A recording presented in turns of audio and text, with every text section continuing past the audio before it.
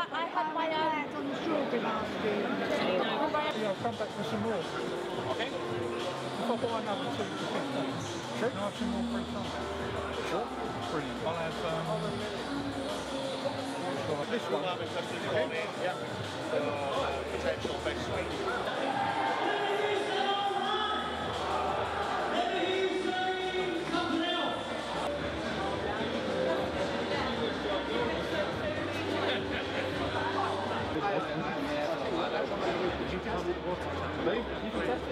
Yeah. Didn't say that was 5 mil. I think they're cracking down on that. You can't do it. Not allowed to do it. So when we test, we're looking for quality, value for your money. When it comes to hardware, we're looking for ease of use and things like that. We're looking out for the consumers. We want people to be able to pick up a device and be able to use it straight away without messing about with settings and stuff like that.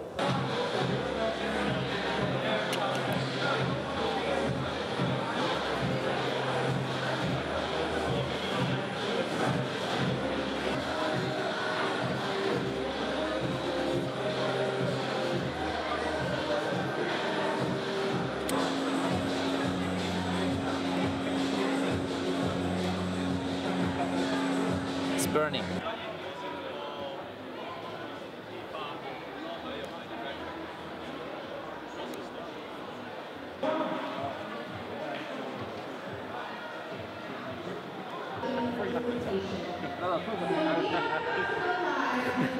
When we started doing the new flavour creations for the legislation, which is Tobacco Products Directive, we invented some new flavours to the industry, like our #1 selling flavour Prism, which you actually get different flavours every time you vape it because there's such a complex mix. So you might get blackcurrant and then you'll start getting a bit of raspberry and then you'll get some other notes in there like vanilla. And how dare you try and influence the rest of the world to be less like us. What do you think the impact of a no-deal Brexit would be on the industry and the grey market? Right? One of the biggest challenges we have in this country is that the perception of vaping being just as bad or even worse than smoking. The UK is a little different than almost all of the other markets in the world. We have a regulatory environment and a government that is really pro-vaping. So we're seeing as being the innovators, I think, of the vaping industry around the world. From a consumer's perspective, the industry is worth just under £1 billion and growing. We've got just under 3 million vapers here in the UK, and about 1.5 million of those are full-time vapers, so they don't use anything else except vaping products. Who knows how that's going to work over here.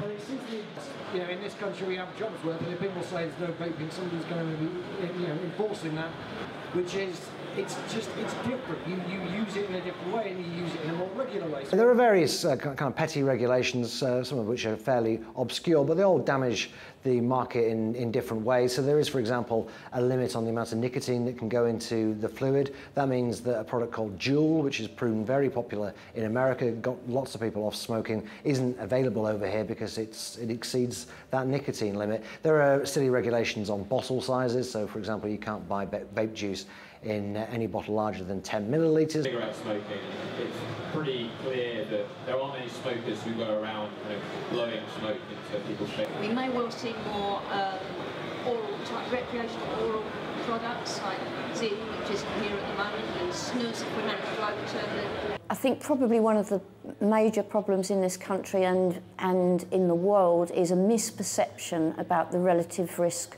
of vaping and even the absolute risk of vaping. People tend to think that it's the same as smoking, and so there's a kind of a knee-jerk reaction to want to regulate it in the same way.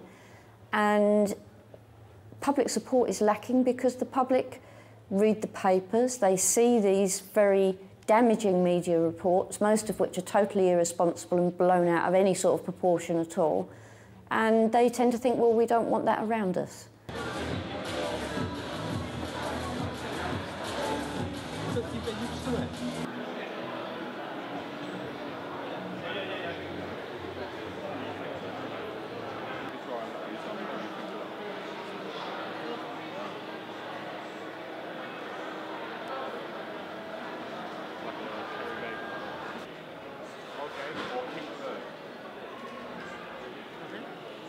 lemonade and pink bird. The way I think about it is that we know what smoking does for you. We know that this one is, shall we say, at least, if we just randomize the amount or generalize the research that has come out, at least 95% less bad than smoking. So if it's a choice between the two, I think it's rather obvious. So yeah, I'm not really too worried. I mean, if they comes out more research saying that this is tons worse, then I'd have to obviously think that over, but essentially it's not as bad for you as smoking. So